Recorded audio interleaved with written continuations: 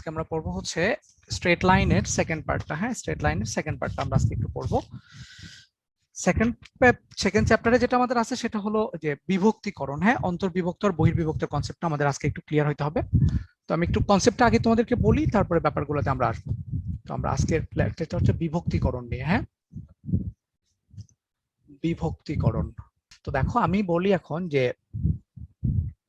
মনে করো যে এটা আমাদের একটা পয়েন্ট ছিল, এটা ছিল এ পয়েন্ট, এটা ছিল বি পয়েন্ট। ওকে,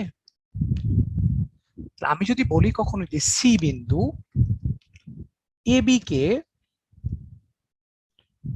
M1 M2 এই অনুপাতে বা এই রেশিওতে ইন্টারনালি ইন্টারসেক্ট করে, মানে হচ্ছে অন্তর্বিভক্ত করে, তাহলে আলটিমেটলি সি বিন্দুটা কোথায় থাকবে? এগুলো কিভাবে বুঝবা? যে সি বিন্দু কি করছে, এ বি কে করছে, তাহলে অবশ্যই এ বি কে কি করছে, অন্তর্বিভক্ত করছে বা ইন্টারনালি ইন্টারসেক্ট করছে। দ্যাট মিন্স সি বিন্দুটা এ বি এর মাঝখানে কোথাও একটা থাকবে, এটার মাঝে কোথাও একটা থাকবে। ধরেন এই সি বিন্দুটা এখানে আছে, তাহলে এম ওয়ানটা কতটুকু হবে? তাহলে আমরা বলবো যে সি থেকে এই যে প্রথম যেটা আমি লিখছি এ বি বলছি, সি থেকে এই যে প্রথম যেটা আমি বলছি এ, সি থেকে এই এ বিন্দুর দূরত্বটা হবে এই প্রথম অনুপাত, অর্থাৎ সি থেকে এর দূরত্বটা হবে M1, আর সি থেকে পরের বিন্দু যেটা বলছি বি, সেটা দূরত্ব হবে দ্বিতীয় অনুপাত M2। এটা কি বোঝা গেল?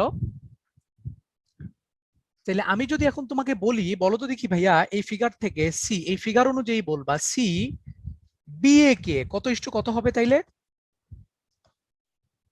M2:N1 M2 হবে, কারণ সি থেকে বি দূরত্বটা হবে প্রথম অনুপাত M2:M1। এই অনুপাতে অবশ্যই অন্তর্বিভক্ত করেছে। অন্তর্বিভক্ত কনসেপ্টটা আমরা বুঝতে পেরেছি। এখন আমরা বহির্বিভক্তের কনসেপ্টে আসি। আমরা যদি কখনো বলি যে এ আর বি দুটো পয়েন্ট আছে এখানে, তো যদি আমাদেরকে কখনো বলে সি বিন্দু এ বি কে M1:M2 এই অনুপাতে বহির্বিভক্ত করে, এই অনুপাতে কি করে, বহির্বিভক্ত করে। এই শামিম, তুমি একটু দেখো তো আমাকে, কেউ মেসেঞ্জারে ওই তোমাদের গ্রুপে কোনো টেক্সট করছে কিনা? টেক্সট করলে অ্যান্সার দিয়ে দাও, কি লিখছে দেখো। সি এ বি কে M1:M2 অনুপাতে বহির্বিভক্ত করে। যদি বহির্বিভক্ত করে তার মানে সি বিন্দুটা কোথায় থাকবে? সি বিন্দুটা অবশ্যই থাকবে এ বি এর বাইরে কোথাও, সেটা বির এ পাশে হতে পারে অথবা এরও বাইরে হতে পারে। দ্যাট মিনস এ বি এর বাইরে যে কোনো এক পাশে। আমি ধরে নিচ্ছি সি বিন্দুটা বাইরে আছে। হ্যাঁ, সি বিন্দুটা কোথায় আছে? বাইরে আছে।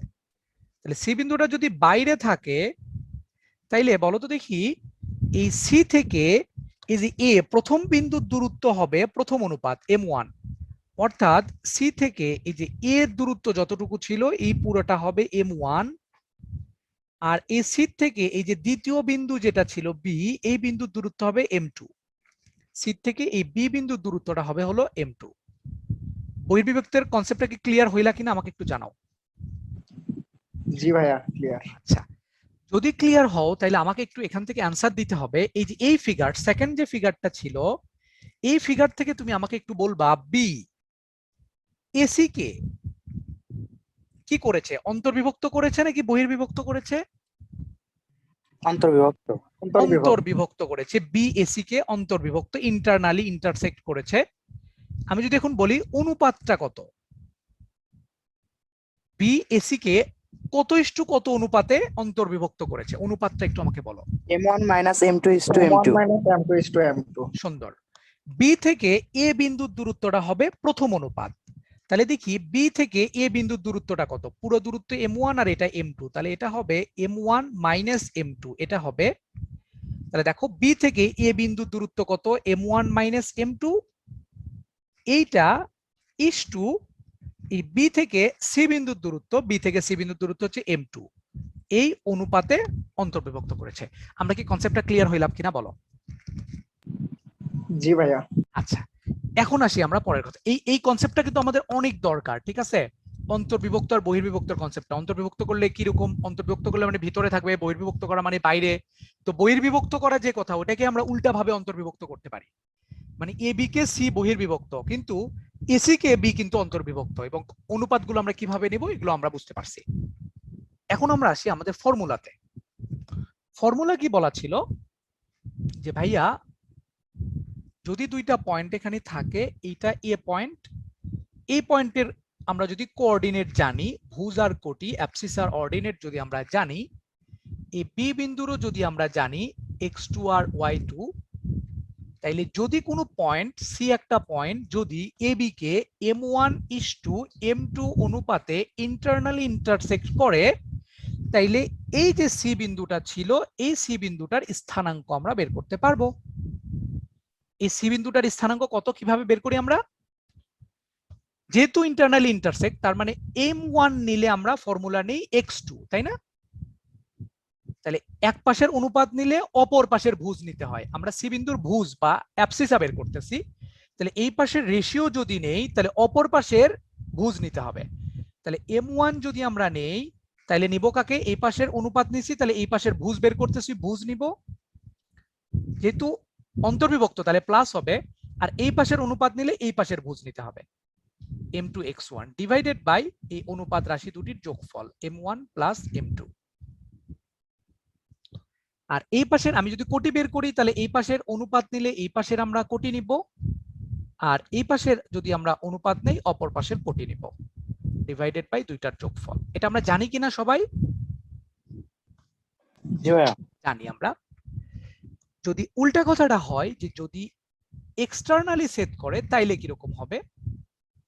যদি আমরা বলি ভাইয়া এ একটা পয়েন্ট ছিল x1, y1, বি একটা পয়েন্ট ছিল x2, y2, যদি সি কোনো বিন্দু এ বি কে m1:m2, দ্যাট মিন্স সি থেকে এর দূরত্ব হচ্ছে m1, সি থেকে বি দূরত্ব হচ্ছে m2, সি এ বি কে m1:m2 অনুপাতে বহির্বিভক্ত, এক্সটার্নালি সেট করে যদি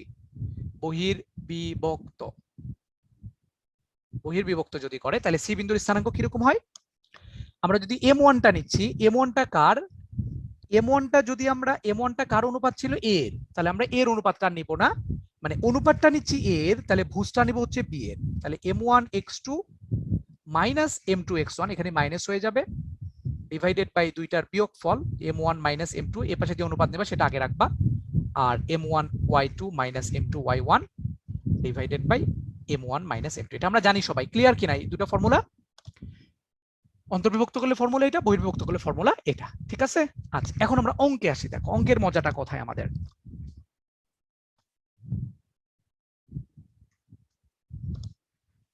আমাকে যদি তারা বলে যে এ একটা পয়েন্ট ছিল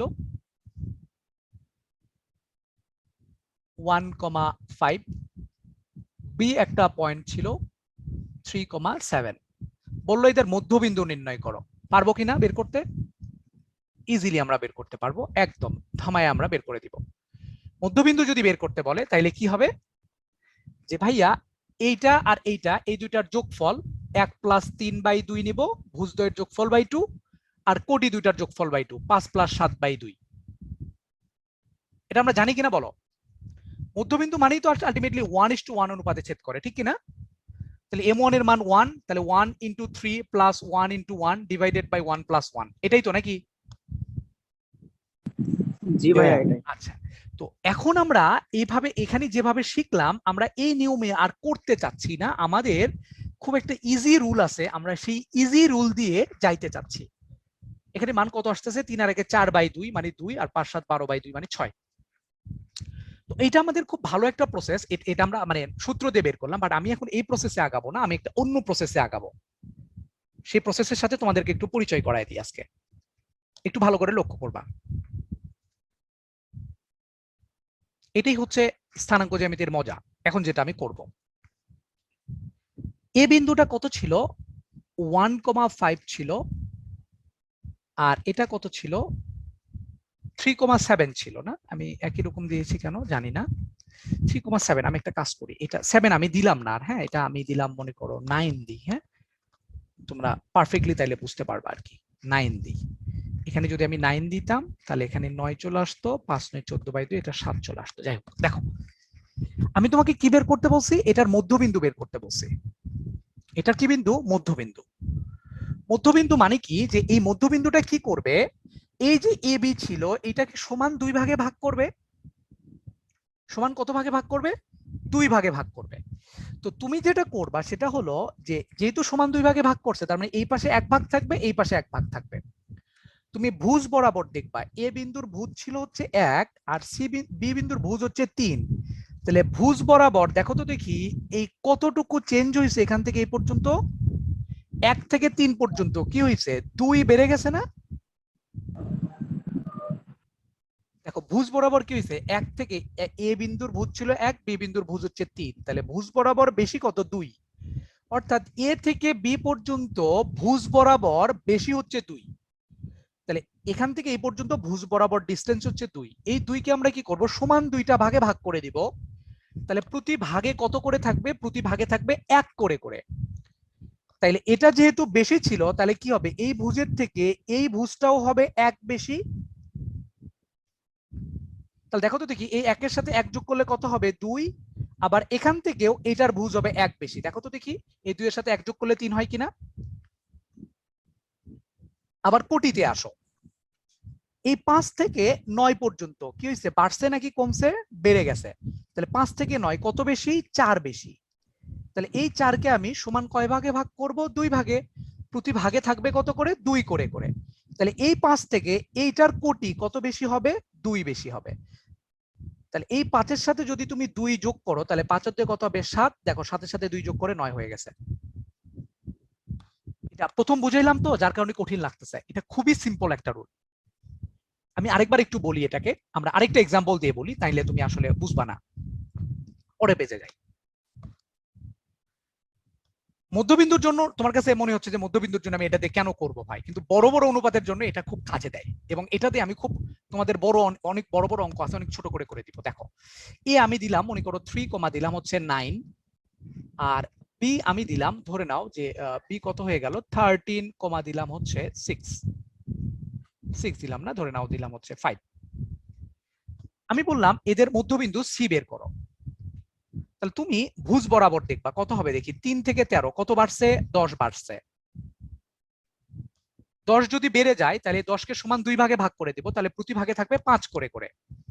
তাহলে এটা 3 ছিল, এটা যেহেতু বেশি ছিল তাইলে এটার থেকে এটা বেশি হবে, 3 এর সাথে 5 বেশি হবে। 3 এর সাথে 5 যোগ করলে হয় 8, দেখো 8 এর সাথে 5 যোগ করলে হবে 13। আবার কোটি বরাবর দেখো 9 থেকে 5 কত কমছে? 4 কমে গেছে। 4 যদি কমে যায় তাহলে আমরা কি করব? এখন এই 4 কে 2 ভাগে ভাগ করে দিব, প্রতি ভাগে থাকবে 2 করে করে। তাহলে এটা যেহেতু 9 থেকে 5 কমে গেছিল, তাহলে এরকম করে করে 2 করে করে কোটিটা কমবে। তাহলে দেখো 9 থেকে 2 কমলে হয় 7, আর 7 এর থেকে 2 কমলে হবে 5। এটাকে আমরা বেশি বেশি কম কম থিওরি বলি। এটা আমার নাম দেওয়া, বেশি বেশি কম কম।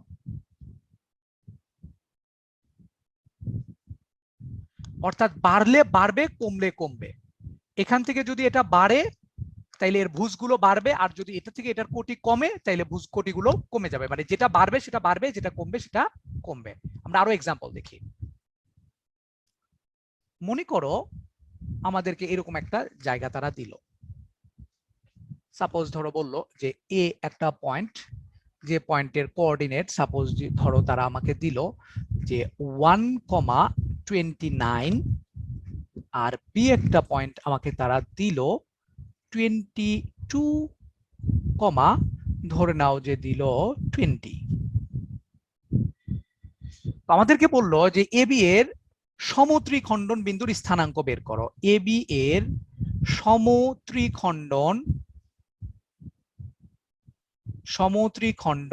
বিন্দু দ্বয়ের স্থানাঙ্ক নির্ণয় করো। তাহলে সমত্রিখণ্ডন মানে কি? এদেরকে সমান 3 ভাগে ভাগ করবে, এরকম 2টা পয়েন্ট থাকবে, ঠিক কিনা? তাহলে আমরা এই সি আর ডি পয়েন্টের স্থানাঙ্ক বের করতে চাচ্ছি। তাহলে দেখো 1 থেকে 22 ভুজ বরাবর দেখো কত বেড়ে গেছে? 21 বেড়ে গেছে। এই 21 কে আমি সমান কয়টি ভাগে ভাগ করব? 3 ভাগে ভাগ করব। প্রতি ভাগে থাকবে কত করে? 7 করে করে। এটা যেহেতু বেশি তাহলে এখান থেকে এটার ভুজও 7 করে করে বাড়বে। তাহলে 1-এর সাথে 7 যোগ করা হয় 8, 8-এর সাথে 7 যোগ করা হয় 15, 15-এর সাথে 7 যোগ করে দেখো 22 হয়ে গেছে। আবার যদি তুমি কোটি নিয়ে কথা বলতে চাও তাহলে 29 থেকে 20, কোটি কত কমেছে? 9 কমেছে। তাহলে 29 থেকে 20, 9 যদি কমে তাহলে এই 9 কে আমরা কয় ভাগে ভাগ করে দিব? 3 ভাগে। তাহলে প্রতি ভাগে থাকবে 3 করে করে। এটা যেহেতু কমে গেছে তাহলে এটাও কমবে। কোটি কত করে কমবে? 3 করে করে কমবে। 29 থেকে 3 কমলে হবে 26, 26 থেকে 3 কমলে হবে 23। বুঝছো কিনা বলো? জি ভাইয়া। আমরা আরো দু একটা এক্সাম্পল দেখি। এইরকম একটা লাইন আমাদেরকে তারা দিল, এ একটা পয়েন্ট দিল, সাপোজ ধরো দিল হচ্ছে 1,61 আর বি পয়েন্টটা দিল আমার ধরে নাও 51,31। আমাদেরকে বলল যে এবি কে সমান 5 ভাগে ভাগ করে, সমান 5 ভাগে ভাগ করে এরূপ বিন্দুগুলির স্থানাঙ্ক। এরূপ বিন্দুগুলির স্থানাঙ্ক। তাহলে দেখো সমান 5 ভাগে মানে কি? আর মাঝখানে কয়টা পয়েন্ট থাকবে? তাহলে 1 ভাগ, 2 ভাগ, 3 ভাগ, 4 ভাগ হয়ে যাচ্ছে। তো তাইলে একটু ছোট করে দিই, 1 ভাগ, 2 ভাগ, 3 ভাগ, 4 ভাগ, 5 ভাগের মাঝখানে দেখো সি, ডি, ই, এফ এরকম 4টা পয়েন্ট থাকবে। ভুজ বরাবর আগাও দেখো 1 থেকে 51 কত বাড়ছে? 50। তাহলে প্রতি ভাগে থাকবে 5 ভাগ, যেহেতু 10 করে করে 10 করে করে বাড়বে। 1-এর সাথে 10 যোগ করলে 11, 11 আর 10-এ কত হয়? 21, 21 আর 10-এ হয় 31, 31 10-এ হয় 41। কোটিটা কত দেখো? 61 থেকে 31 কত কমছে? 30 কমে গেছে। তাহলে কত? 5 ভাগে 30, তাহলে 1 ভাগে 6 করে করে কমবে। তাহলে 61 থেকে যদি 6 কমাও তাহলে হবে কত? 55 মনে হয়। 55 থেকে 6 কমালে হয় 49, 49 থেকে 6 কমালে হয় 43, 43 থেকে 6 কমাইলে হয় 37, 37 থেকে 6 কমাইলে 31। দেখো আমি পয়েন্টগুলো বের করে ফেললাম। স্যার একটা কোশ্চেন, বলো। এটা কি শুধুমাত্র যখন সমান ভাগে ভাগ হচ্ছে তখনই প্রযোজ্য, তাই না? সমান ভাগে ভাগ করছে তখনই প্রযোজ্য। এখন আমরা আমি সমান ভাগে ভাগ করাগুলো দেখাইলাম, এটা তুমি সব সময় অ্যাপ্লাই করতে পারবে। দেখো আমি আরো একটা এক্সাম্পল দিচ্ছি, সমান ভাগে ভাগ করা ছাড়া দেখতেছি আমি। সব জায়গায় করতে পারবা তুমি, সব জায়গায় ইউজ করা যাবে, বাট আমি আসলে এই অঙ্ক এই থিওরিটা এই অঙ্ক করার জন্য শিখাচ্ছি না। এই অঙ্ক তুমি নর্মালি বের করতে পারতা। আমি সবই কথা বলবো, একটু আমাকে সময় দাও। এখন আমি সমান ভাগ দিব না, আমি আরেকটা পয়েন্ট, আমি সমান ভাগ না দিয়ে অন্য কিছু দিচ্ছি। দেখো এ ধরে নাও আমি দিলাম এরকম একটা পয়েন্ট দিচ্ছি 24, দিলাম হচ্ছে 2, আর এখানে আমি পয়েন্ট দিলাম হচ্ছে ধরে নাও 8,26, 8,26। আমি এখন বললাম যে এবি কে 3:5 অনুপাতে অন্তর্বিভক্ত করে এরূপ বিন্দুর স্থানাঙ্ক। অন্তর্বিভক্ত করে এরূপ বিন্দুর স্থানাঙ্ক। দেখো এটা কিন্তু সমান ভাগ না। 3:5 মানে কি? সমান 8 ভাগে ভাগ করবে, তার 3 ভাগ থাকবে এখানে, আর এখানে থাকবে 5 ভাগ। এটা তুমি নর্মাল ফর্মুলা দিয়েও করতে পারতা, বাট আমি এখন এই থিওরি দিয়ে এটা একটু শিখাই। দেখো এই থিওরি দিয়ে এটা কিভাবে করবা। 24 থেকে এই 8 বাড়ছে না কমছে? অবশ্যই কমছে। তাহলে কত কমছে? 16 কমছে। এই 16কে আমি টোটাল কয় ভাগে ভাগ করব? 3 আর 5, 8 ভাগে ভাগ করব। এই 16কে আমি টোটাল ভাগ করব কয় ভাগে? এখানে থাকবে 3 ভাগ আর এখানে থাকবে 5 ভাগ, টোটাল 8 ভাগে ভাগ করব। তাহলে 16কে যদি 8 ভাগে ভাগ করো তাহলে প্রতি ভাগে কত করে থাকবে? প্রতি ভাগে থাকবে 2 করে করে। তাহলে এই কিন্তু টোটাল 8 ভাগে ভাগ করছে এই 16কে, তাহলে প্রতি ভাগে 2 করে করে থাকবে। তাহলে এই পাশে আসে 3 ভাগ, তাহলে 3 ভাগে কত করে হবে? 3 ভাগে হবে 3 দুগুণ 6। এটা যেহেতু কম ছিল তাহলে এখান থেকে এটা হবে 6 কম। এটা বুঝতে পারছো কিনা আমাকে জানাও তো। আমি আরেকবার বলি, এ থেকে বি এটার ভুজ বরাবর যাচ্ছি, 24 থেকে 8 কমছে কত, 16, 16 কম, এই 16কে টোটাল 3 ভাগ আর 5 ভাগ 8 ভাগে ভাগ করে দিব। তাহলে প্রতি ভাগে কত করে থাকবে, 2 করে করে। তাহলে এখানে আছে 3 ভাগ, তাহলে 1 ভাগে যদি 2 হয় 3 ভাগে হয় 6। এটা যেহেতু কম ছিল এটাও কমবে, তাহলে 24 থেকে যদি 6 কমে তাহলে হয় কত, 18। আর এখানে কমবে কত, 10। দেখো 18 থেকে 8, 10 কমে গেছে, কারণ 1 ভাগে হয় 2, 5 ভাগে হচ্ছে 10। কোটির অবস্থাটাও সিমিলার ভাবে দেখো, এখানে আছে 2, এই 2 থেকে এই 26 কত বাড়ছে বলো তো দেখি, 24 বেশি। এই 24কে তুমি 8 ভাগে ভাগ করে দাও, 1 ভাগে থাকে 3, তাহলে 3 ভাগে থাকবে 3, 3 কে 9, যেহেতু এটা বেশি ছিল এখান থেকে এইটার কোটিটা 9 বেড়ে যাবে, তাহলে 9 আর 2 হবে 11, আর এখানে বাড়বে কত, 3 5 15, 11 5 26। তাহলে দেখো সি পয়েন্টের কোঅর্ডিনেট তুমি পেয়ে গেলা। বাট এটা কিন্তু নরমালি করাটাও আমার কাছে মনে হয় যে বেশি কঠিন হবে না, নরমালি করলেও এটা ইজি হবে, আহামরি কঠিন কিছু হবে না। কিভাবে দেখো, আমি একটু লিখে দিই নরমালি করলে কিভাবে হইতো। এটা এ হচ্ছে 24,2, মানটা বড় আসতো, আর বি হচ্ছে 8,26, কত বলছিলাম, 3:5। তাহলে সি বিন্দুর স্থানাঙ্ক কত আসবে দেখো, তুমি কিভাবে বের করবা, 3 এর সাথে 8 গুণ করবা, 3 × 8 প্লাস এই 5 এর সাথে 24 গুণ করবা, 5 × 24 ডিভাইডেড বাই 3 + 5। আহামরি কঠিন কিছু হবে না। আবার 3 এর সাথে 26 প্লাস 5 এর সাথে হচ্ছে 2 ডিভাইডেড বাই 3 + 5। আহামরি কঠিন কিছু হবে না, এটা এরকমই হবে। তো এই রুল দিয়েও করতে পারতা, বাট এটা দিয়েও করা যাবে। হ্যাঁ, আমি বলতেছি যে এটা দিয়েও তুমি করতে পারবা। তো আমার মেইন কথাটা কোথায়, আমার মেইন কথাটা হলো যে এই যে আমি বেশি বেশি কম কম থিওরিটা অ্যাপ্লাই করতেছি, এই অ্যাপ্লিকেশনটা আমি কোথায় করতে পারবো, তুমি কি বুঝতেছো এটা কখন করা যাবে? যেমন এই জায়গাটাতে দেখো, আমি বলছিলাম যে এই এই এই বিন্দু থেকে এই বিন্দুর ভুজগুলো যদি কত করে কম বাড়ছে, 10 করে বেশি, ভুজের কথা যদি চিন্তা করো। আবার এই বিন্দু থেকে এই বিন্দুর ভুজও কিন্তু 10 বেশি। এটা আমরা কখন অ্যাপ্লাই করতে পারতেছি, যখন দেখতেছি যে এই বিন্দু থেকে এই বিন্দুর দূরত্ব সমান, আবার এই বিন্দু থেকে এই বিন্দুর দূরত্ব সমান, অর্থাৎ এর দৈর্ঘ্যটুকু সমান হবে, এবং এরা একই লাইনে অবস্থান করবে। এরা কি করবে আসলে বলো তো দেখি, একই লাইনে অবস্থান করবে। আমি তোমাকে বলি ব্যাপারটা কি, আমি বললাম তোমাকে, আমি যদি এরকম চিন্তা করতাম যে এটা মনে করো এ একটা পয়েন্ট যেটা আমি দিলাম 1,2, আর বি একটা পয়েন্ট দিলাম, সাপোজ ধরো আমি দিলাম হচ্ছে 4,7। তাহলে বলো তো দেখি এ থেকে বি পর্যন্ত এই ভুজের ডিফারেন্স কত, ভুজের ডিফারেন্স হচ্ছে 3, আর কোটির ডিফারেন্স কত, 2 থেকে 7 পর্যন্ত এটা বাড়ছে, তাহলে 5। অর্থাৎ ভুজের ডিফারেন্স হচ্ছে 3 আর কোটির ডিফারেন্স হচ্ছে 5। তাহলে এটাকে যদি আমরা ইস্টু আকারে লিখি, তুমি কি আমাকে বলতে পারবা এই 3 আর 5 এটা আসলে কি বুঝায়? আসলে এই 3 এবং 5 দ্বারা একটা স্পেশাল জিনিস বোঝায়, সেই স্পেশাল জিনিসটা কি আমাকে কেউ একটু বলতে পারলে বলো।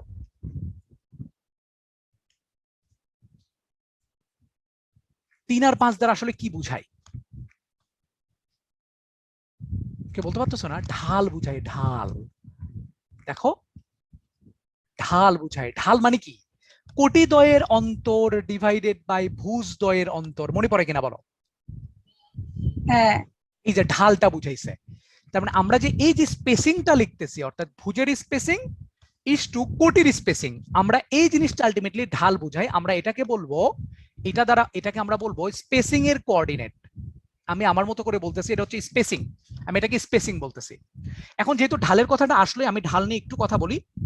তোমরা 9-10 এ যারা ফার্স্ট ইয়ারে আসো তারাও জানো, মোটামুটি সেকেন্ড ইয়ারে আসো তারাও জানো যে একটা, আমরা জানি কি, দুইটা রেখা যদি লম্ব হয়, তাহলে এটা রেখা, এই দুইটা রেখা যদি লম্ব হয়, তাহলে এই রেখার ঢাল আর এই রেখার ঢাল, এই ঢাল দ্বয়ের গুণফল কত হয় বলো তো দেখি? -1 হয় না? এটা তো জানো তুমি নাকি?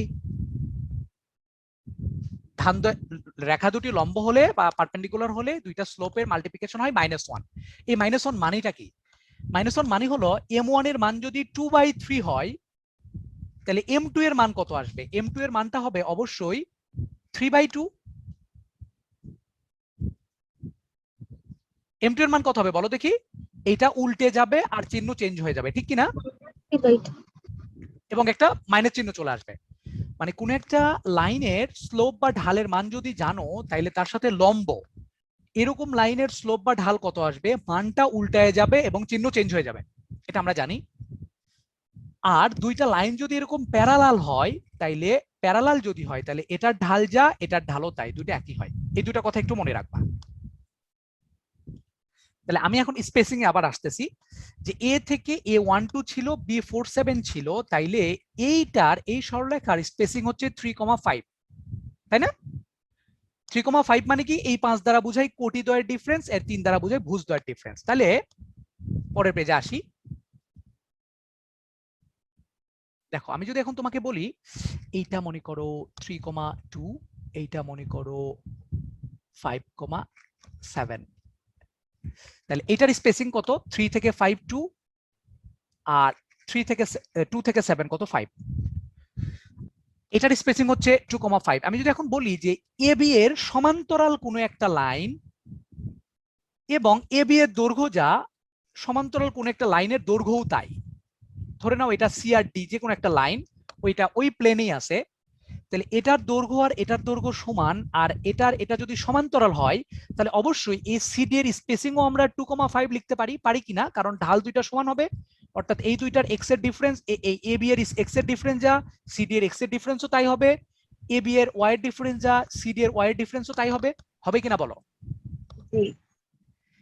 এখন যদি আমি উল্টা কথাটা তোমাকে বলি, তাহলে বলো তো আমাকে কেউ একটু, এবি এর দৈর্ঘ্য সমান দৈর্ঘ্য বিশিষ্ট কিন্তু এবি এর সাথে লম্ব, এবি এর দৈর্ঘ্য যা, এই এসি মনে করো যে এই এটার দৈর্ঘ্যও তাই, কিন্তু এটা এটার সাথে লম্ব, তাহলে কি তোমাকে বলতে পারবা যে এই এর স্পেসিং কত হবে?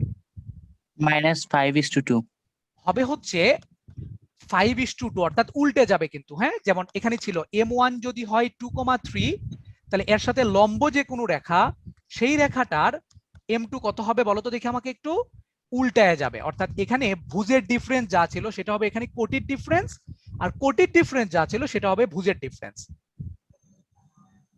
আর চিহ্ন চেঞ্জ হবে, চিহ্ন যে কোনো একটা চেঞ্জ হবে, সেটা হতে পারে ভুজেতেও চিহ্ন চেঞ্জ হতে পারে, এখানেও চিহ্ন চেঞ্জ হতে পারে। তাহলে এটা যেহেতু 2,5 ছিল তাহলে হবে এটা 5,2, কিন্তু সমস্যাটা হলো ভাই মাইনাস চিহ্নটা আমি কোথায় দিব? মাইনাস কি আমি 5-এর সাথে দিব না 2-এর সাথে দিব?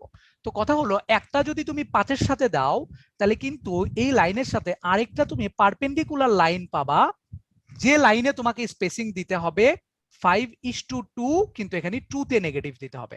আমার কথা বুঝছো কিনা একটু বলে ফেলো। হ্যাঁ, আবার একটু বলেন।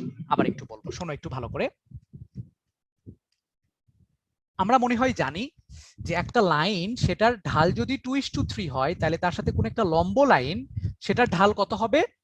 মানটা জাস্ট উল্টায় যাবে। হ্যাঁ, মানটা জাস্ট কি হয়ে যাবে? উল্টায় যাবে। এই উল্টায় যাওয়া এটা তাৎপর্য কি, সিগনিফিকেন্স কি? এই দুইটা কি ছিল এই লাইনের? M1 এর 2 হচ্ছে কোটির ডিফারেন্স, অর্থাৎ ওয়াই এর ডিফারেন্স, সেটা হয়ে যাবে এখানে ভুজের ডিফারেন্স, আর এখানে যেটা ভুজের ডিফারেন্স ছিল সেটা হয়ে যাবে এখানে কোটির ডিফারেন্স, আর চিহ্ন হয়ে যাবে নেগেটিভ। তাহলে আমি বলছিলাম যে এবি একটা লাইন যেটার স্পেসিং হচ্ছে 2:5, অর্থাৎ এখানে ভুজের ডিফারেন্স 2, কোটির ডিফারেন্স হচ্ছে 5, তাহলে এর সাথে লম্ব লাইন এবং লেন্থ সেম, তাইলে সেটার স্পেসিং কত আসবে? তাহলে এই জিনিসটা উল্টায় যাবে, 2:5 হয়ে যাবে 5:2, কারণ এই লাইনে ভুজের ডিফারেন্স যা, এর সাথে লম্ব লাইনের কোটির ডিফারেন্স হবে তাই। তাহলে এটা 2:5 হলে এটা হবে 5:2, অর্থাৎ এই বিন্দু থেকে এই বিন্দুর কোটির ডিফারেন্স, ভুজের ডিফারেন্স হবে -5 আর কোটির ডিফারেন্স হবে 2। আচ্ছা, তো এই যে নেগেটিভ চিহ্ন দেওয়ার ব্যাপারটা একটু বলি, উল্টা হবে 5:2 হবে, এটা 2:5 হলে এর সাথে পারপেন্ডিকুলার লাইনের স্পেসিং হবে 5:2, কিন্তু এই নেগেটিভ চিহ্নটা কোথায় হবে?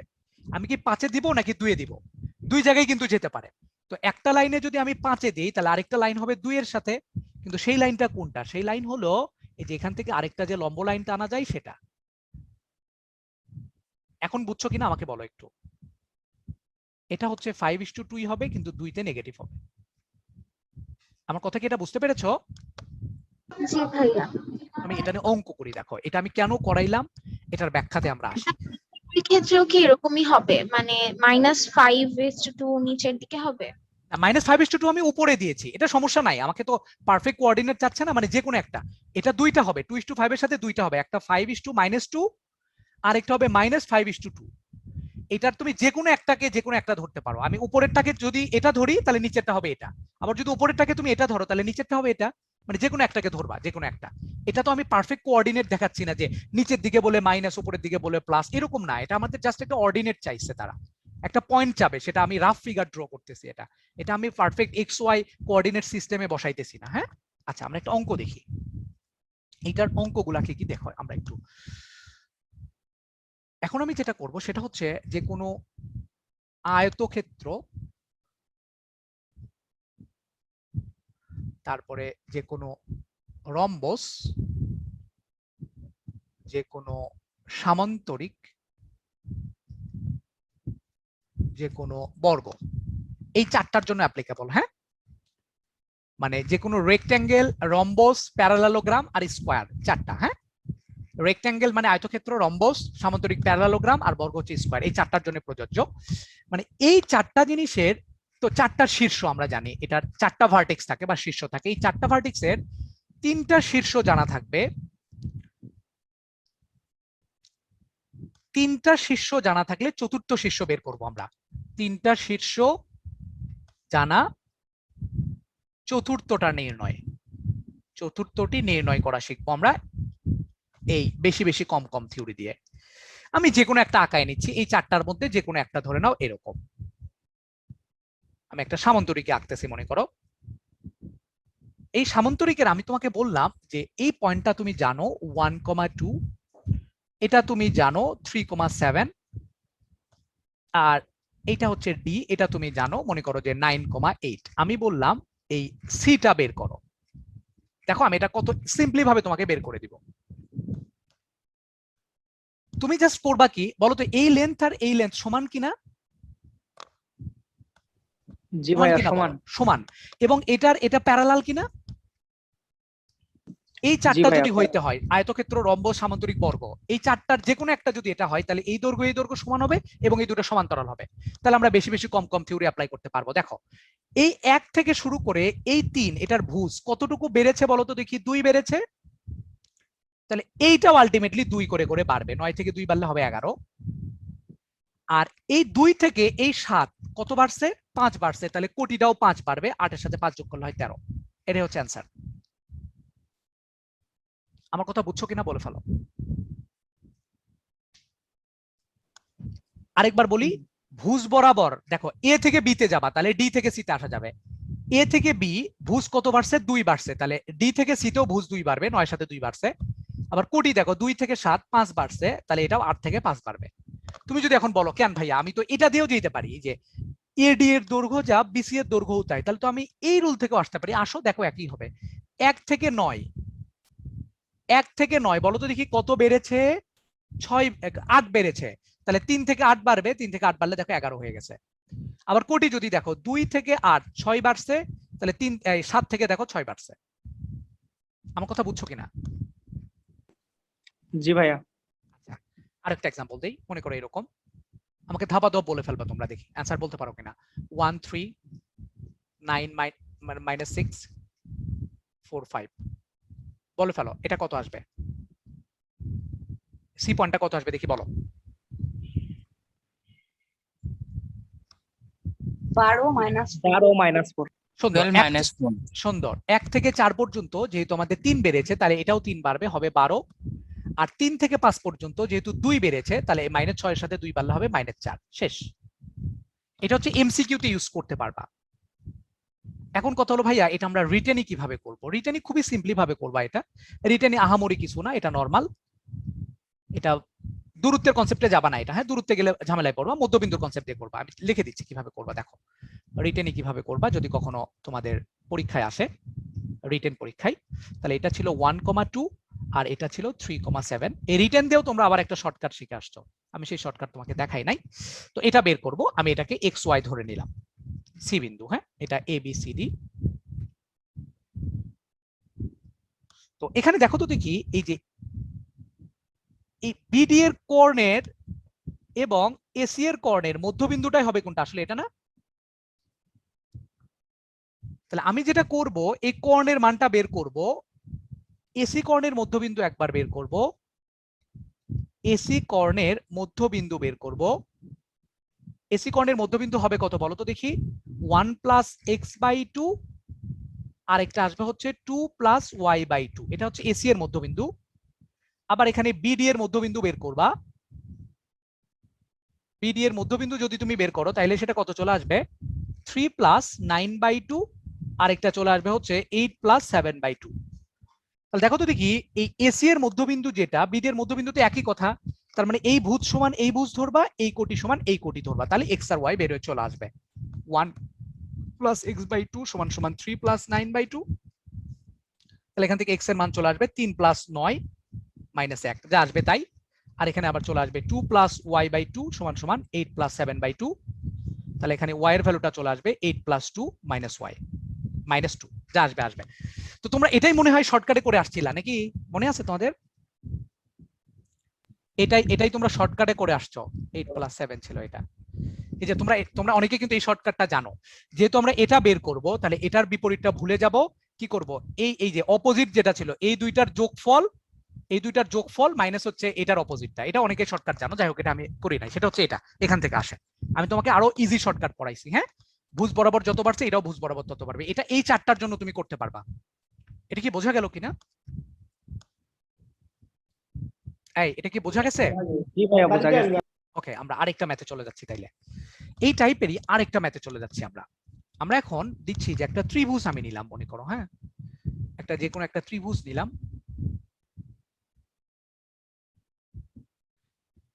এই ত্রিভুজের আমি যদি তোমাকে বলি যে এই যে তিনটা শীর্ষ, এই তিনটা শীর্ষের ভ্যালু আমি তোমাকে দিয়ে দিলাম 1 3 7 9, তারপরে দিলাম 2 6। এটা হবে কিনা ত্রিভুজ আমি জানি না, ধরে নাও এটা এরকম দিয়ে যদি বলি যে আমি এটা কিন্তু ত্রিভুজ নাও হতে পারে, যাই হোক আমি ধরে নাও যে হবে। আমি যদি বলি যে এই বাহুর মধ্যবিন্দুগুলো বের করো, ইজিলি তোমরা পারবা কিনা? জি ভাইয়া পারবো। এই দুইটা বের করা যাবে, এই দুইটার যোগফল বাই 2, কোটি দ্বয়ের যোগফল বাই 2, এগুলো বের করা যাবে ইজিলি, আমরা বের করতে পারবো। এটা নিয়ে আমাদের কোনো কনফিউশন নাই, আশা করি পারবা। কে পারবা না আমাকে যদি কেউ না পেরে থাকো আমাকে একটু জানাও যে এটা পারবো না। আমি একটা বের করে দিচ্ছি, ডি বের করবো। মনে করো ডি আসবে কত, 7 আর 1 8/2, আর কোটিটা আসবে কত, 3 আর 9/2। এইভাবে করবা, মধ্যবিন্দুর কনসেপ্ট দিয়ে করবা। আচ্ছা, কিন্তু আমার জায়গাটা এটা না, আমি অন্য জায়গা থেকে অঙ্কটা করব এখন। এটা আমাদের প্রবলেম না, প্রবলেম হচ্ছে এটা।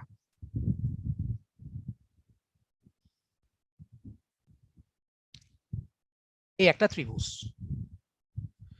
এই ত্রিভুজে এখন আমাকে তারা বললো যে আমি প্রত্যেকটা বাহুর মধ্যবিন্দুগুলো তোমাকে বলে দিচ্ছি, তুমি শীর্ষগুলো বের করো। এই বাহুর মধ্যবিন্দু বলে দিলাম 1,2 3,5 7,8। এটা বলে দিয়ে আমি তোমাকে বললাম এই যে তিনটা শীর্ষ আছে এ বি সি শীর্ষ, এই তিনটা শীর্ষ বের করো। বলো পারবা কিনা? পারবো। আগে কি দেখাবো, আগে শর্টকাটটা দেখাবো নাকি আগে রিটেনটা দেখাবো, কোনটা দেখাবো বলো? রিটেনটা আগে দেখান ভাইয়া। ওকে, রিটেনটা আগে দেখাবো। রিটেনটা কিভাবে করবা দেখো, ধরে নিয়ে করতে হয়। হ্যাঁ, এগুলোতে রিটেন সবসময় ধরে নিয়ে করতে হয়। তাহলে এ বিন্দুকে আমি ধরে নিলাম, এ বিন্দুটা হচ্ছে x1, y1 পয়েন্ট। বি বিন্দুকে ধরলাম x2, y2 পয়েন্ট। সি বিন্দুকে ধরলাম x3, y3 পয়েন্ট।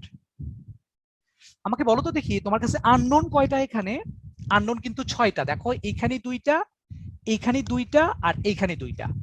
এই 6টা আননোনকে বের করার জন্য তোমার কয়টা সমীকরণ লাগবে কেউ একটু আমাকে জানাও।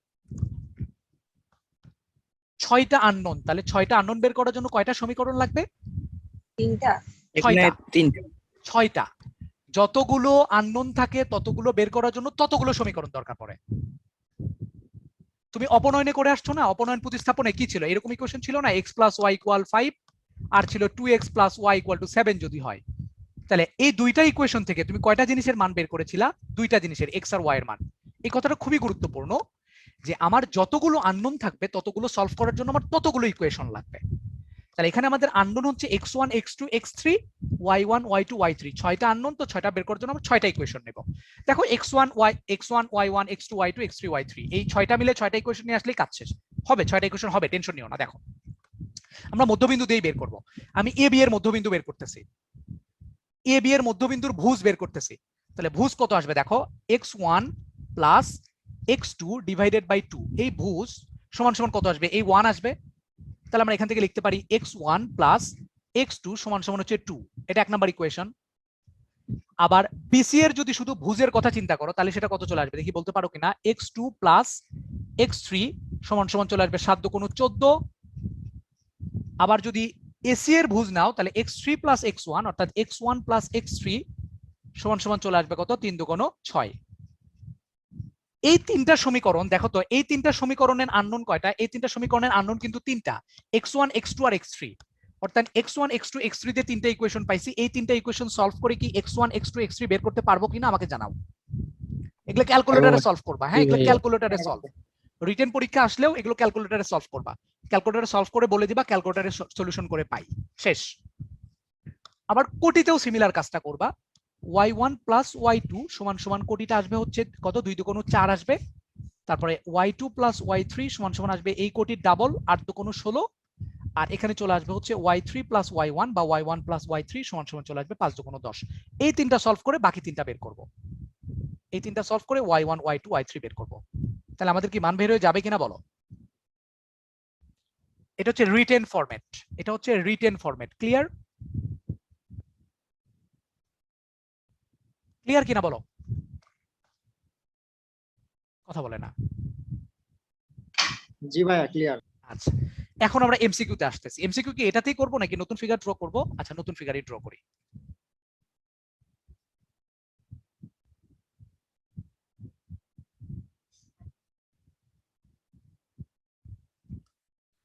এমসিকিউটা কত মজার দেখো।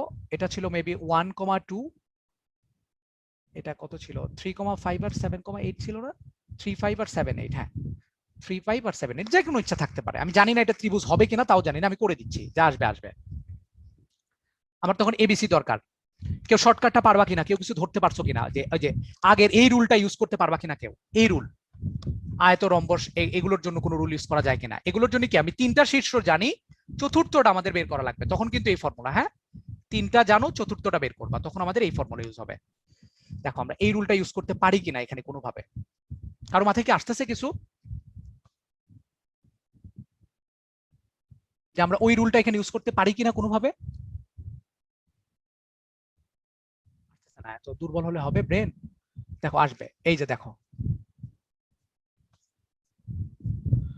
আমি এটা যোগ করে দিলাম, হ্যাঁ এটা যোগ করে দিলাম, এটা এখানে হবে, হ্যাঁ মোটামুটি এখানে হবে, এটা আমাকে তাই বলতেছে। আর এটা আমি যোগ করে দিলাম। এখন তুমি আমাকে বলো কিছু দেখতে পাচ্ছ কিনা? এটা একটা বর্গ হয়েছে কিনা বলো, আর রম্বস হয়েছে কিনা? কারণ এই দৈর্ঘ্য আর এই দৈর্ঘ্য সমান হয় এটা আমি জানি, আর এই দৈর্ঘ্য আর এই দৈর্ঘ্য সমান এবং সমান্তরাল, জানি কিনা বলো? জি ভাইয়া জানি। জানো, তাইলে আমরা কি এটা ওই রুল ইউজ করতে পারবো কিনা? দেখো এটা একটা রম্বস, এই রম্বসের তিনটা শীর্ষ আমি জানি, চতুর্থ শীর্ষ বের করব ইজিলি আমরা পারবো। আমি এই সেন্স থেকে যাই, 3 থেকে 1 কত কমেছে ভাইয়া? 2 কমেছে, তাহলে এটাও 2 কমবে, তাহলে হবে 5। আর 5 থেকে 2 3 কমেছে, তাহলে এটাও 3 5 থেকে 2 3 কমছে, 8 থেকে 3 কমলে হবে 5। ক্লিয়ার কিনা এটা বলে ফেলো, আমার কি হয়েছে, ঠিক হয়েছে না ভুল করছি? 3 থেকে 1 2 কমছে, 7 থেকে 2 কমছে, 5 থেকে 2 3 কমছে, এখান থেকেও 3 কমছে। ক্লিয়ার কিনা বলো? জি ভাইয়া ক্লিয়ার। এটা যদি ক্লিয়ার হয়, এর পরের লাইনটা আমি কিছুই করব না, আর আমার সামান্তরিক দরকার নাই। এখন আমি জানি কি এই দৈর্ঘ্য আর এই দৈর্ঘ্য সমান, যেহেতু এই দৈর্ঘ্য সমান এবং এরা একই রেখায় অবস্থান করে বা সমান্তরাল, তাহলে এখন আসতে পারি এখান থেকে 5 থেকে 7 2 বাড়ছে, এটাও 2 বাড়বে, 7 সাথে 2 যোগ করলে হয় 9। তারপর 5 থেকে 8 3 বাড়ছে, এটাও 3 বাড়বে, 8 3 11। আবার দেখো এখান থেকে যদি তুমি এইদিকে যাও তাহলে কত আসবে? 9 থেকে তুমি যদি 3 এ যাও তাহলে 9 থেকে 3 কত কমছে? 6 কমছে, তাহলে এখান থেকে আরো 6 কমবে, তাহলে হবে -3। আর কোটি বরাবর 11 থেকে 5 6 কমছে, তাহলে এখান থেকেও যদি আরো 6 কমাও তাহলে 5 থেকে 6 কমলে হয় -1। হইলো কিনা বলো? খেলা শেষ? জি ভাইয়া। এটা কি পারা যাবে পরীক্ষায়? হ্যাঁ, একটা জিনিস জিজ্ঞেস করব। বলো, অবশ্যই জিজ্ঞেস করবা, কেন না। আপনি একটু আগে 3টা সমীকরণ দিয়ে বললেন না যে ক্যালকুলেটরে বসাবো, হ্যাঁ মানে ক্যালকুলেটরে তো, হ্যাঁ ক্যালকুলেটর তো পারি না, অন্য একদিন শিখাবো ক্যালকুলেটরের ক্লাস নেব। কোন ক্যালকুলেটর তুমি ইউজ করো? ইএস ক্যাসিওর ইএস 991? এই ওইটা তো অনেক সোজা, তুমি ওই যে মেনুতে যায় 5 এ ক্লিক করো, তাহলে দেখবা ইকুয়েশন পেয়ে যাবে, ওখানে 4টা টাইপের ইকুয়েশন আছে। আমাকে পরে একদিন ক্যালকুলেটরের উপর ক্লাস নিব, হ্যাঁ ওকে দেখাই দেব। ওকে ঠিক আছে, ওকে ঠিক আছে। এটা ক্লিয়ার কিনা বলো? তাহলে আমরা কি শিখলাম এখান থেকে? যে সামান্তরিক, রম্বস, বর্গ, আয়তর 4টা শীর্ষের মধ্যে 3টা শীর্ষ জানা থাকলে আমি একটা বের করতে পারবো, এবং সেই রুল ইউজ করে আমরা একটা ত্রিভুজের 3টা মধ্যবিন্দু জানা থাকলে 3টা শীর্ষ বের করতে পারলাম, বেশি বেশি কম কম থিওরি দিয়ে। আমার কথা কি ক্লিয়ার? এখন আমি যে অঙ্কের জন্য আলটিমেটলি এত খাটনি করলাম সেই অঙ্কটা এখন আমি তোমাদেরকে করাবো। আসো সেই অঙ্ক আমরা যাই। এই অঙ্ক তোমরা অনেকেই করছো, আবার অনেকেই হচ্ছে ধরো যে অঙ্কটা করতে নিয়েও পারো নাই, হ্যাঁ এরকম একটা অঙ্ক।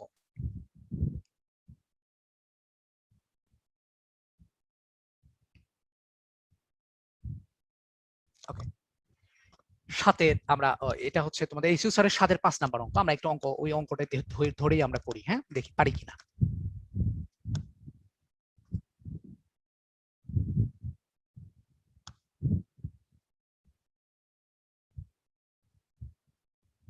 এটা কোন অঙ্কটা? ওই একই অঙ্ক, একই কথাই হলো, সমস্যা নাই সমস্যা নাই। আচ্ছা দাঁড়াও, আমি আমি আমার নর্মাল একটা অঙ্ক দিচ্ছি, ওই অঙ্ক দিয়ে করতে হবে এমন কোনো কথা নাই, আমি নর্মালি বলি। আচ্ছা কোশ্চেনটা আগে লিখি। বললাম যে একটা বর্গ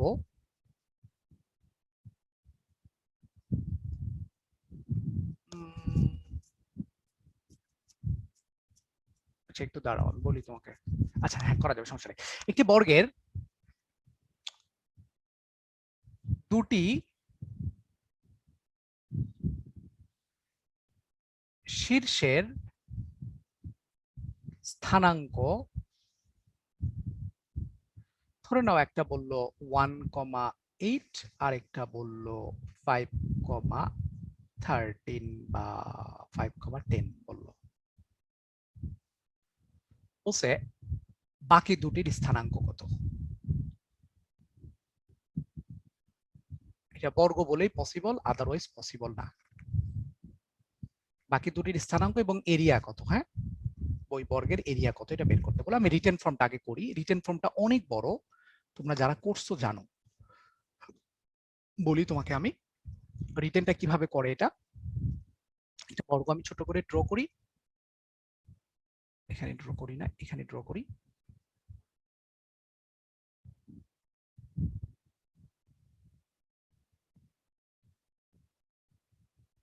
আচ্ছা এটার দুইটা শীর্ষের স্থানাঙ্ক, এই শীর্ষ দুইটা বিপরীত শীর্ষ ধরবা না কখনোই, হ্যাঁ যদি তারা কখনো বলে যে একটা কর্ণের দুই শীর্ষ তাহলে আলাদা কথা, কর্ণের দুই শীর্ষ না ধরলে বিপরীত দুইটা শীর্ষ ধরবা না, ওরা ধরবা একই লাইন, মানে এই বিন্দু আর এই বিন্দু কখনো ধরবা না, ধরবা একই লাইন, সেটা এই দুইটা হতে পারে অথবা এইটা আর এটা হতে পারে, হ্যাঁ তোমার ইচ্ছা মতো ধরবা।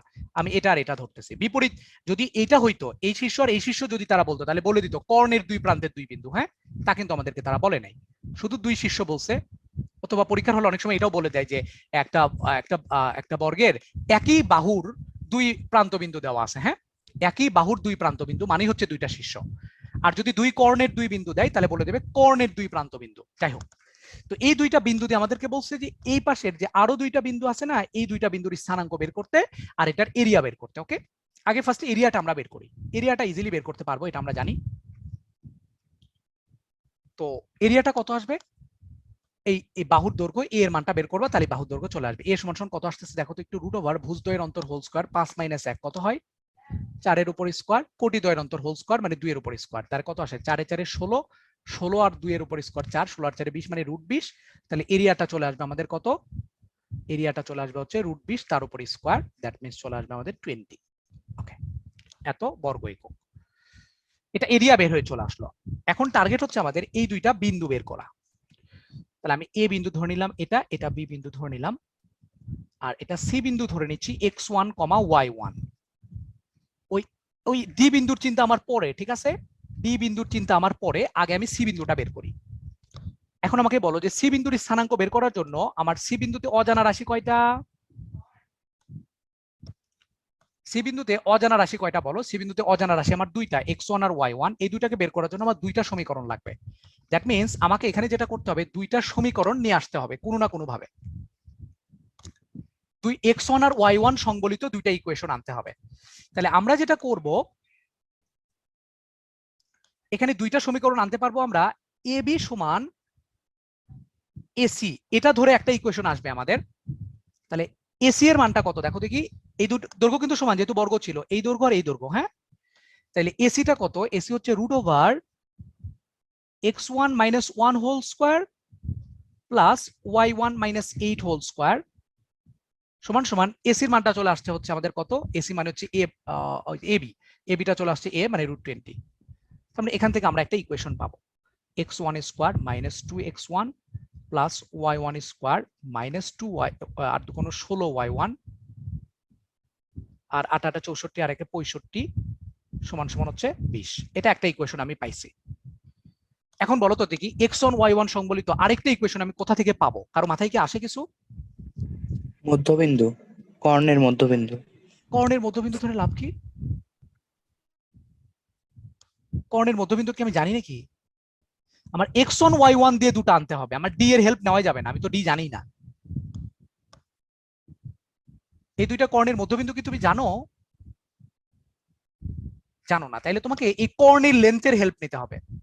এটা এ আর এটা এ যদি হয় তাহলে আমরা মনে হয় জানি যে বি থেকে সি পর্যন্ত এটা হচ্ছে √2a, এই কর্ণের দৈর্ঘ্যের হেল্পটা আমরা নিব। তুমি কি মধ্যবিন্দুর কনসেপ্ট আমাকে কি বুঝাইতে চাইলে? তোমার মাথায় কি আসলো? আমি তোমারটাও হতে পারে, বলো তো কি তুমি আমাকে বুঝাইতে পারবা নাকি? আমার মাথায় আসছে এমনি বলছি না। ওটা হবে না তো নাকি? এটা বুঝতে পারছো? কারণ মধ্যবিন্দু জানি না। হ্যাঁ আচ্ছা, হতেও পারতো, আমি আমার নাও জানা থাকতে পারে। তাহলে এখন আমি যেটা করব, এই যে বিসি এর লেন্থ আমার x1 y1 দিয়ে দুইটা আনতে হবে, একটা আনে ফেলছি। আবার বিসি এর লেন্থ আমরা যদি বের করি, যে আবার আমরা সিমিলারলি আবার ধরবো যে বিসি সমান সমান কত, √2 ইনটু a, সেই সেন্স থেকে আবার আসবে বিসি এর মান কত, √ বিসি চলে আসবে হচ্ছে x1 মাইনাস 5 হোল স্কয়ার। হ্যাঁ, এখানে পিথাগোরাস ইউজ করব। পিথাগোরাস ইউজ করলে হয়, একই তো কথা, একই কথা না? পিথাগোরাস ইউজ করলে হবে, সমস্যা নেই। অতিভুজ স্কয়ার সমান সমান এই দৈর্ঘ্য আর এই দৈর্ঘ্যের উপর স্কয়ার, একই কথা, মানে এই ডিসটেন্স তোমাকে নিতেই হচ্ছে। পিথাগোরাস দিয়ে করো, একই আসবে, সমস্যা নাই। তারপর কত চলে আসবে দেখো, y1 মাইনাস 10 হোল স্কয়ার সমান সমান চলে আসবে √2 আর এর মান হচ্ছে √20। তাহলে এখানে আবার আমরা একটা x1 y1 দিয়ে ইকুয়েশন পাবো, x1 স্কয়ার মাইনাস কত, x1 হবে 5 দুগুণ 10 x1 plus 25 plus y1 square minus 10 দুগুণ 20 y1 মাইনাস মানে প্লাস 10 10 100 আর এখানে চলে আসবে 20 দুগুণ 40।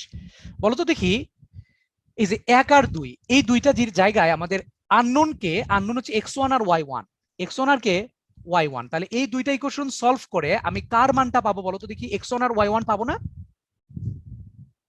হ্যাঁ, এবং x1 আর y1 এর কয়টা করে করে মান পাবা, এটা কি বলতে পারবা? দুইটা করে। x1 আর y1 এর মান কিন্তু আমি দুইটা করে করে পাবো। x1 এর মানও আসবে দুইটা, y1 এর মানও আসবে দুইটা। এবং সেই দুইটা কে কে, x1 আর y1 এখানে একটা পাইছে। আরেকটা পয়েন্ট কি? আরেকটা পয়েন্ট হলো এই যেটা বর্গ, এই শীর্ষটা আমার জানা ছিল, আরেকটা বর্গের তো আরেক প্রান্তটা এই পাশে হতে পারতো নাকি? এই বর্গটা এই প্রান্তে হতে পারতো না? তখন এটাও কিন্তু সি পয়েন্ট আলটিমেটলি হতে পারতো। কথা কি বোঝা গেল? তাহলে আলটিমেটলি সি পয়েন্ট আমরা বের করে ফেললাম। ঠিক এই সেম প্রসেসেই আবার আমাকে কি করতে হবে, এই ডি পয়েন্টটা x2 y2 ধরতে হবে, তারপরে x2 y2 দিয়ে দুইটা ইকুয়েশন আনতে হবে। একবার এই দৈর্ঘ্য সমান এই দৈর্ঘ্য দিয়ে, আবার কি করবা তুমি, আবার এই যে এখান থেকে শুরু করে এই পর্যন্ত এটা √2 এ ধরে করে ফেলতে হবে। এই দুইটা ইকুয়েশন আসবে, সিমিলারলি x2 y2 এর দুইটা ভ্যালু আসবে, একটা এই পয়েন্ট আর একটা এই পয়েন্ট। বুঝছো কিনা? এটা হচ্ছে রিটেন প্রসেস, এটা কখনো আজ পর্যন্ত বোর্ডে আসে নাই, কিন্তু কথা হলো যে আসলে বুঝতেইছো অনেক বড় হয়ে যাবে। মানে এটা হচ্ছে বর্গের দুইটা শীর্ষ জানা থাকলে আর বাকি দুইটা শীর্ষ বের করা, তিনটা জানা থাকলে তো আমরা ধামাধাম করে ফেলবো এর আগে যেটা করে আসছি। আর যদি কখনো দুইটা শীর্ষ জানা থাকে আর দুইটা বের করা লাগবে, তখন রিটেন প্রসেস হচ্ছে এটা। রিটেন প্রসেস কি বোঝা গেছে? আমরা এখন আসি এমসিকিউ প্রসেস। এমসিকিউ প্রসেসটা খুবই মজার, খুবই মজার। দেখো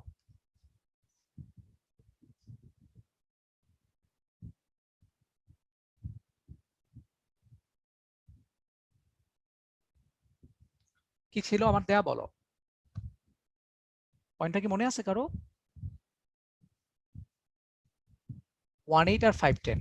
1 8 5 10। সুন্দর।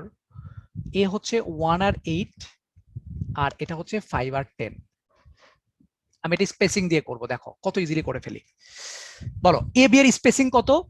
এ বি এর স্পেসিং হচ্ছে 1 থেকে 5 পর্যন্ত কত হয় 4, 8 থেকে 10 পর্যন্ত 4,2 হচ্ছে এটার স্পেসিং। তাহলে আমাকে একটু বলো এই লাইনের সাথে এই লাইন কি সমান্তরাল কিনা? হ্যাঁ। তাহলে এটার স্পেসিং আর এটার স্পেসিং সেম থাকবে, 4,2 থাকবে নাকি বলো? হ্যাঁ। সমান্তরাল এবং দৈর্ঘ্য সেম দুইটাই হইতে হবে, নাইলে কিন্তু হবে না। সমান্তরালও যা দৈর্ঘ্য সেম, তাইলে হবে। আবার এই লাইনের সাথে এই লাইনটা কি লম্ব কিনা, লম্ব যদি হয় তাহলে আলটিমেটলি কি হবে, স্পেসিংটা উল্টায়া যাবে। তাহলে এটা হবে 2,4, কিন্তু যে কোনো একটাতে নেগেটিভ হবে। তো এটাতে যদি 2 নেগেটিভ দাও তাহলে আরেকটা লাইন তুমি পাবা, যে লাইনটা এই দিকে থাকবে সেটার স্পেসিংটা হয়ে যাবে হলো 2,-4। বুঝছো কিনা বলো? জি বুঝছি। 4-2 স্পেসিং এর লম্ব স্পেসিং উল্টায় যাবে এবং চিহ্ন চেঞ্জ, একটাতে -2 হবে আরেকটাতে -4 হবে। তাহলে দেখো এখন আমরা ধামাধাম বের করে ফেলি। এটা A1,8 ছিল, তাহলে একের সাথে সবসময় যোগ করবা। হ্যাঁ মাইনাস চেঞ্জ করে না যেত না? হ্যাঁ, তুমি সমস্যা নাই, এই বিন্দু এই পাশে আসতো তখন এই বিন্দু এই পারে যাইতো, প্রবলেম নাই তো। আচ্ছা, আমার কথা বোঝো নাই? জি বুঝতে পারছি। আচ্ছা, তাহলে একের সাথে এই -2 যোগ করো, -2 যোগ করলে হবে -1, আর 8 এর সাথে এই 4 যোগ করো, 8 4 হয় 12। দেখো এই পয়েন্ট আমি পেয়ে গেলাম। আবার এটার সাথে এটা যোগ করো, -1 এর সাথে 4 যোগ করো, কত আসবে? -1 এর সাথে 4 যোগ করলে হবে কত? 3। আবার 12 সাথে 2 যোগ করলে হবে কত? 12 দিয়ে 14। এদিকেও সিমিলার, 1 এর সাথে 2 যোগ করলে হবে কত? 3। আর 8 এর সাথে -4 যোগ করলে হবে কত? 4। আবার তুমি যদি উল্টা দিকে যাও, উপরের দিকে যাও,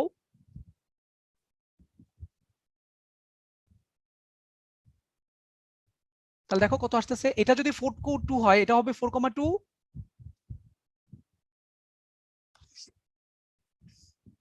তাহলে দেখো 3 এর সাথে 4 যোগ করলে হয় 7, আর 4 এর সাথে 2 যোগ করলে হয় কত? বলো দেখি, 4 এর সাথে 2 যোগ করলে হয় 6। বুঝতে পারছো কিনা বলো আমাকে একটু, আমি 4টা পয়েন্ট পেয়ে গেছি। ক্লিয়ার কিনা? কথা বলে না।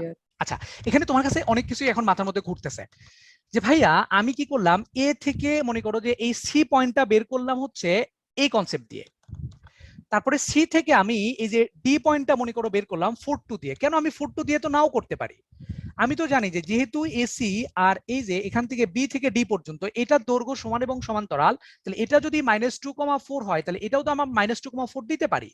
দাও, দিয়ে করো, দেখে একই আসবে। 5 এর সাথে তুমি -2 করো তাহলে 3 আসবে, আবার 10 এর সাথে 4 করো 14 আসবে। আমার কথা কি বোঝো নাই? এখানে ছিল কত? 2,-4।